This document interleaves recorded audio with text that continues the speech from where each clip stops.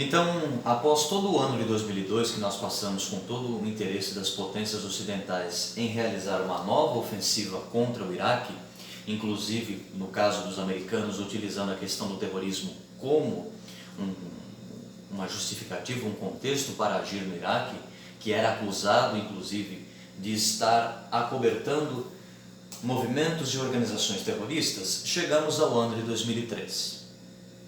No ano de 2013, especificamente no mês de março, o presidente George W. Bush, no dia 19 daquele mês, no mês de março, ele fez um pronunciamento em rede nacional e deu um ultimato de 48 horas para que Saddam Hussein e os seus dois filhos deixassem o Iraque.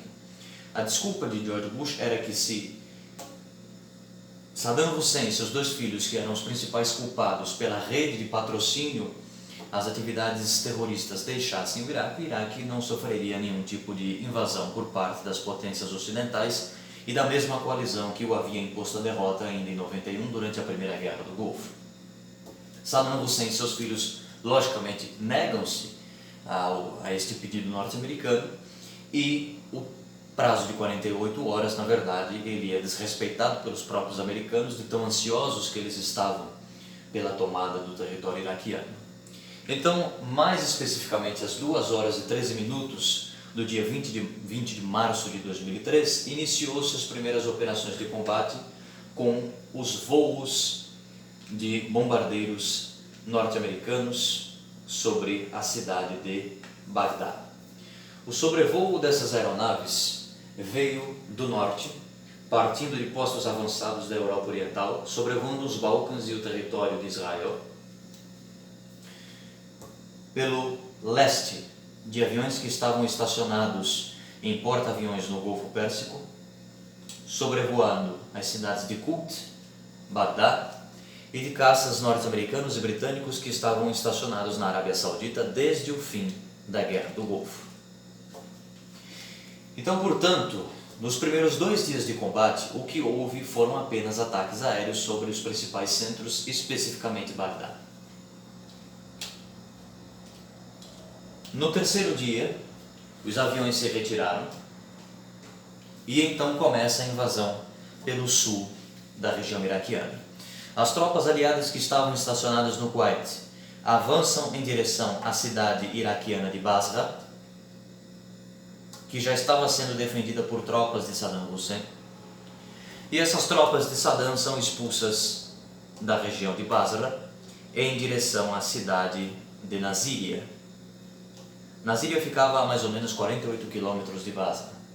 Todas as forças iraquianas que defendiam a fronteira são expulsas por tropas britânicas, norte-americanas e também por voluntários da Legião Estrangeira da Espanha.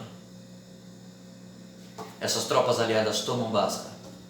Após tomarem Basra, as tropas aliadas avançam em direção a Nasiriyah e em uma batalha muito difícil, onde as forças iraquianas, apoiadas por unidades de milícia e das tropas da Guarda Republicana, impõem aos aliados uma resistência considerável, as forças aliadas são obrigadas a aplicar todos os seus efetivos para que assim as forças de Saddam pudessem ser derrotadas. Após algumas horas de combates muito violentos em torno de Nasiriyah, as forças de Saddam recuam em direção à cidade de Kut para defendê-la. Mas Saddam ordena que suas tropas se dividam. Metade defenderá Kut, metade defenderá Najaf. Novamente as forças aliadas avançam sobre Kut, derrotam a resistência das tropas de Saddam, avançam sobre Najaf, derrotando também sua resistência, que recua até Fallujah.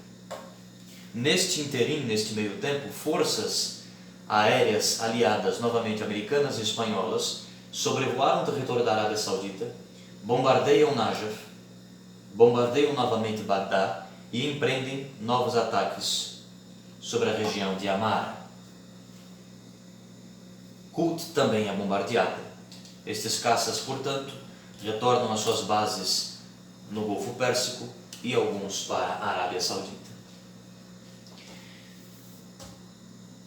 Na segunda semana de batalha, as tropas aliadas que haviam tomado Najaf avançam desta vez em direção a Fallujah, derrotando as forças iraquianas em Fallujah e as obrigando a recuar para Bagdá. As forças iraquianas que estavam defendendo Kut novamente são empurradas para Bagdá e agora, apesar de que a Turquia não havia dado aos americanos a opção para avançarem por terra utilizando seu território, forças aerotransportadas dos Estados Unidos são colocadas na fronteira norte do Iraque. A partir deste ponto, segunda semana de batalhas, a guerra já está praticamente perdida para os iraquianos, que estão cercados em torno de Bagdá e algumas cidades mais ao norte.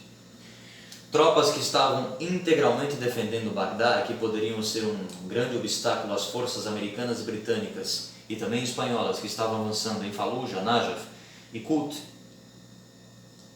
estão agora forçadas a defender também Samarra e Mossul, que estão sendo atacadas pelos norte-americanos vindos do norte. Saddam novamente divide suas forças, o que expõe seus flancos e diminui a resistência e a qualidade de seus efetivos. Suas forças de milícia, conhecidas como Fedayeen Saddam, e também as unidades da Guarda Republicana Iraquiana são facilmente derrotadas em torno de Bagdá, e as forças americanas derrotam suas tropas em Samarra, Mossul e em algumas regiões dos afluentes mais ao norte do país.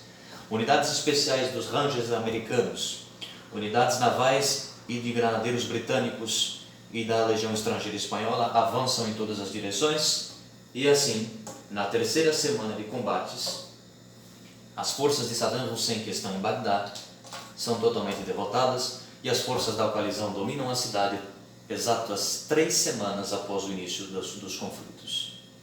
Portanto, a Guerra do Iraque, que começa em 20 de março de 2003, termina em 1º de maio de 2003.